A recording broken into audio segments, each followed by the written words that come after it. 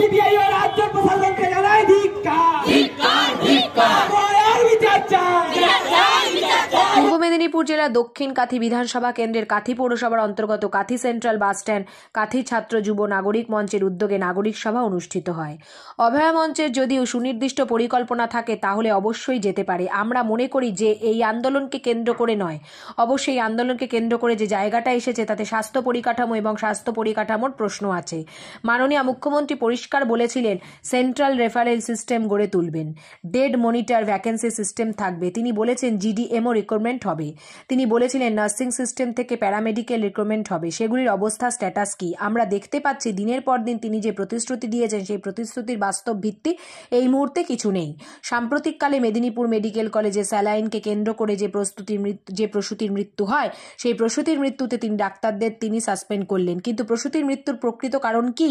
Post-mortem medical নিকোলেজেন্সির কোনো প্রমাণ নেই। কেন মৃত্যু হলো প্রসূতির? মৃত্যুর কারণ এখনো রাজ্য সরকার তদন্ত করে বার করতে পারল না কেন?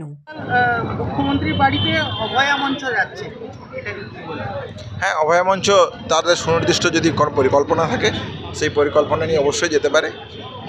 বিষয়বস্তুটা জানা থাকলে বলতে পারতাম, কিন্তু তারা যদি যায় তাহলে ঠিক আছে, যেতেই পারে। প্রোগ্রেসিভ হেলথ অ্যাসোসিয়েশনের গঠনের পর প্রথম কার্যকরী বৈঠক আগামীকাল। আমরা যেটা মনে করি যে এই আন্দোলনকে কেন্দ্র করে 9 আগস্টের আন্দোলনকে কেন্দ্র করে যে জায়গাটা এসছে সেটা হচ্ছে স্বাস্থ্যের পরিকাঠামো এবং স্বাস্থ্যের যে ব্যবস্থার প্রশ্ন। তাহলে সেই জায়গা থেকে আমার যেটা প্রশ্ন সেটা হচ্ছে যে মাননীয় মুখ্যমন্ত্রীর মিটিংয়ে তিনি সেই জায়গায় পরিষ্কার বলেছিলেন যে সেন্ট্রাল রেফারাল সিস্টেম গড়ে তুলবেন। তিনি বলেছিলেন বেড মনিটর ভ্যাকেন্সি সিস্টেম থাকবে। তিনি বলেছিলেন জিডিএমও রিক্রুটমেন্ট হবে। তিনি বলেছেন নার্সিং থেকে প্যারামেডিক্যাল রিক্রুটমেন্ট হবে। সেগুলোর অবস্থার স্ট্যাটাস কী এখন? তাহলে আমরা দেখতে পাচ্ছি দিনের পর দিন যে তিনি প্রতিশ্রুতি দিয়েছেন সেই প্রতিশ্রুতির বাস্তব ভিত্তি এই মুহূর্তে কিছু নেই। আপনারা যদি দেখেন সাম্প্রতিককালে মিদনাপুর মেডিকেল কলেজে স্যালাইনকে কেন্দ্র করে যে প্রসূতির মৃত্যু হয় সেই প্রসূতি মৃত্যুতে ডাক্তারদেরকে তিনি সাসপেন্ড করলেন, কিন্তু প্রসূতি মৃত্যুর প্রকৃত কারণ কি? পোস্টমর্টমে তো মেডিকেল নেগলিজেন্সির কোনো প্রমাণ নেই। তাহলে কেন মৃত্যু হলো প্রসূতির এই প্রকৃত কারণ এখনও রাজ্য সরকার অনুসন্ধান করে বার করতে পারলো না কেন?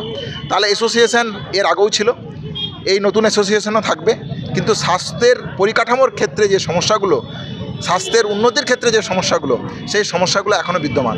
তাহলে সেই সমস্যার সমাধান যদি না হয়, থ্রেড কালচারকে কেন্দ্র করে যে জায়গা ছিল, অভিজ্ঞ বিরূপাক্ষের এগেনস্টে তো স্বাস্থ্য ভবন তদন্ত করেছে, তারপরেও তার জায়গা থেকে কমপ্লিট রিপোর্ট কোথায়? কি ইনভেস্টিগেশন হলো? তাদের শাস্তির ক্ষেত্রে কি ব্যবস্থা হলো? স্বাস্থ্যের এক্সাম সিস্টেম নিয়ে যে অব্যবস্থার চিত্র ছিল সেই জায়গায় কী হলো? তাহলে অ্যাসোসিয়েশন এর আগেও তৈরি হয়েছে, এখনও তৈরি হয়েছে, নতুন এর কাছ থেকে নতুন করে কিছু পাবো বলে আমরা আশা রাখি না। আপনি বলছিলেন আপনার বক্তব্যে যে আরজি করের যে প্রথমের যে আন্দোলনের যে ক্রেজ সেটা আপনাদের বুকে হয়তো আগুনটা জ্বলছে, কিন্তু সাধারণ মানুষ অনেকটাই আন্দোলন থেকে পিছিয়ে গেছে বা রাজনৈতিক বিভিন্ন প্ল্যাটফর্ম সেগুলো পিছিয়ে গেছে, কিন্তু এখনও বিভিন্নভাবে আপনাদের থ্রেট করা হচ্ছে, আপনাদের বিরুদ্ধে এফআইআর করা হচ্ছে আরজি করের ভেতরে ক্যাম্পাসে আপনাদের আন্দোলন চালানোর ক্ষেত্রে। না, যেটা বলার সেটা হচ্ছে যে আন্দোলন একটা বিজ্ঞান। তাহলে আন্দোলন আজ 6 মাস অতিবাহিত হতে যাচ্ছে, তাহলে প্রতি 6 মাসের যে প্রতিটা দিন একই রকম চলবে এটা কোনো সায়েন্টিফিক বিজ্ঞানসম্মত শিক্ষা নয়। তাহলে আন্দোলনের যে কোনো আন্দোলনের চড়াই থাকে উতরাই থাকে, একটা আন্দোলন এইভাবেই চলে। তাহলে ঠিক সেইভাবেই আন্দোলন এই মুহূর্তেও চলছে। হ্যাঁ, স্বাভাবিকভাবেই আন্দোলনের আগে 3 মাস আগে যেভাবে চলছিল ঠিক সেইভাবে চলছে না, এটাই বিজ্ঞান।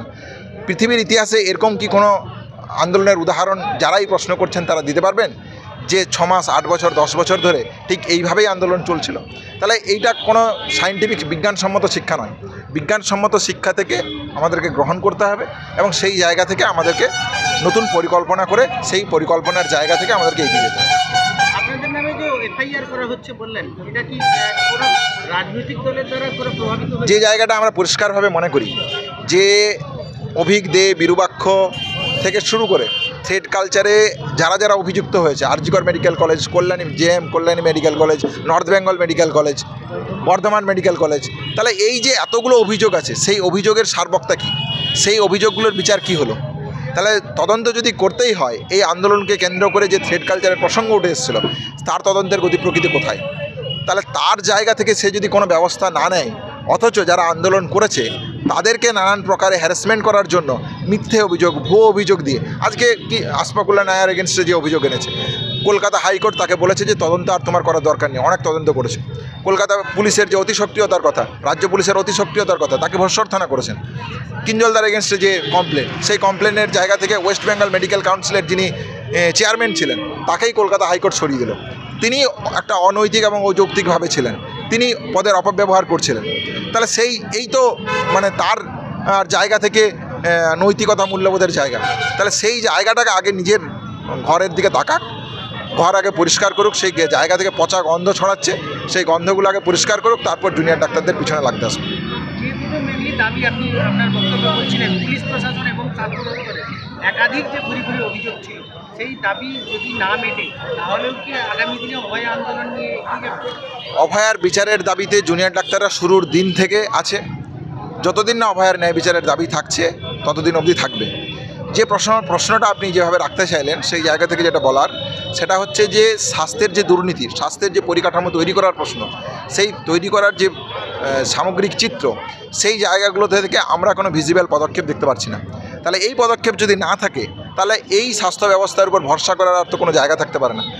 সেই স্বাস্থ্য ব্যবস্থার অভ্যন্তরে একটা মেডিকেল কলেজে যদি রেপ এবং মার্ডারের মতন ঘটনা ঘটে, যে পরিকাঠামোর প্রশ্ন আমরা তুলেছিলাম, যে ইনফ্রাস্ট্রাকচার তৈরি করার প্রশ্ন আমরা তুলেছিলাম, রোগী পরিষেবাকে কেন্দ্র করে, চিকিৎসকদের সুরক্ষাকে প্রশ্নকে কেন্দ্র করে, সেই জায়গা কোথায়? তাহলে সেই জায়গা যদি না থাকে, তিনি যদি মনে করেন যে তিনি এই অডাসিটির জায়গা থেকে এইভাবেই থাকবেন, তাহলে স্বাভাবিকভাবেই জুনিয়র ডাক্তারদেরকে আন্দোলনের জায়গা থেকে সরে আসার কোনো প্রশ্ন নেই। সেই দাবি নিয়ে আন্দোলন চলবে। প্রভাবশালীদের কতটা যোগ রয়েছে বলে মনে করেন? হ্যাঁ, পুরোপুরি যোগ আছে। পুরোপুরি যোগ যদি না থাকে, তাহলে কলকাতা পুলিশ তথ্য প্রমাণ লোপাট করবে কেন? সিবিআই তার প্রাইমারি চার্জশিটে শেষ পেজে পরিষ্কারভাবে বলছে যে টালা থানার ওসি এবং সন্দীপ ঘোষ এভিডেন্স টেম্পার করেছে, ইনভেস্টিগেশনকে হাসাপ করার চেষ্টা করেছে। তাহলে ইনভেস্টিগেশনকে হাসাপ করার চেষ্টা একজন প্রিন্সিপাল এবং ওসি কার নির্দেশে করলো, কেন করলো, কী তার উদ্দেশ্য ছিল? তাহলে এই উদ্দেশ্য যদি সামনে সিবিআই আনে, তাহলে এই দিনের আলোর মতন পরিষ্কার হবে প্রভাবশালী যুক্ত ছিল কি ছিল না।